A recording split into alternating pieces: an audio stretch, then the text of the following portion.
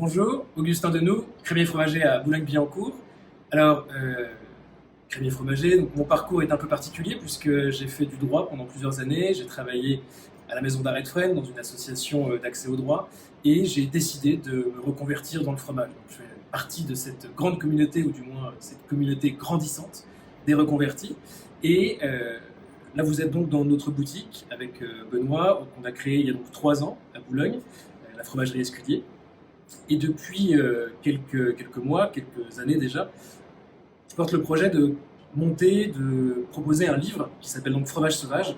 Et Fromage Sauvage, c'est un beau livre pour de beaux fromages. Alors, une fois qu'on a dit ça, qu'est-ce qu'il en est? À l'intérieur de Fromage Sauvage, l'essentiel du propos, ça va être de comprendre un petit peu qu'est-ce que c'est que le monde agricole, comment on fabrique un fromage, comment on affine un fromage, d'où cela vient.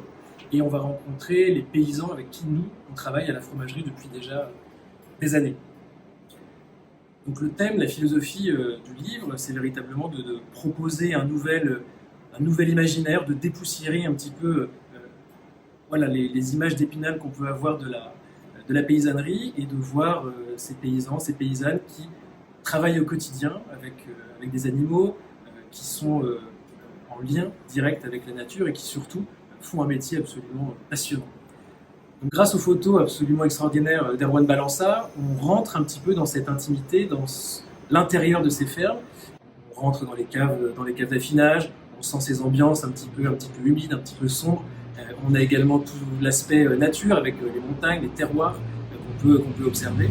Et tous ces éléments-là participent à cette volonté de fromage sauvage qui est justement de rendre hommage aux vivants qui nous entourent et surtout de célébrer la bonne bouffe et les bons fromages.